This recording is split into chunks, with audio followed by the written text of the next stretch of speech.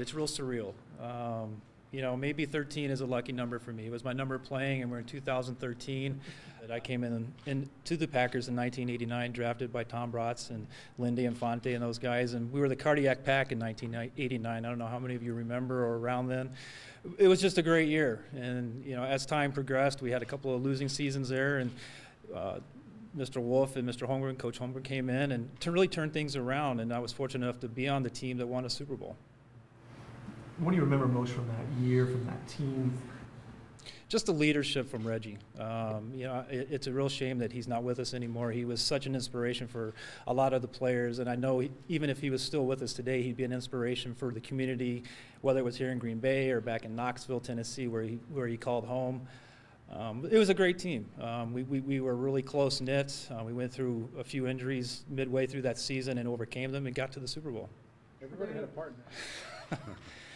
It was such a busy, compact week. You're almost happy it's over, and winning, and it being over, and you know your family's coming on the field, your kids. You know, mine were babies at the time, but I remember Don Beebe's kids were on the field, and just taking it all in. Being a kicker, you know, I call myself a glorified fan.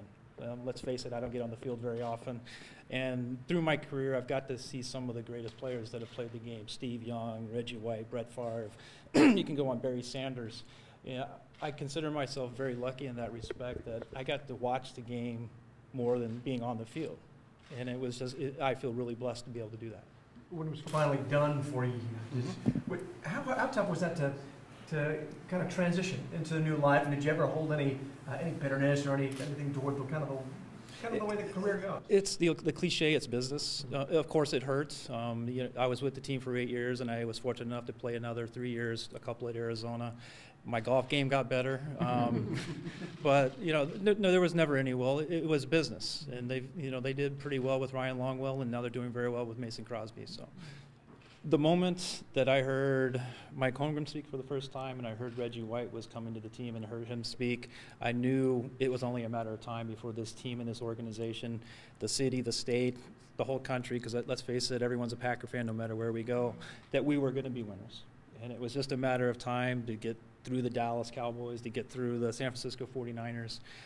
And it took us about 3 years, I believe, to get to the NFC Championship game and actually win it.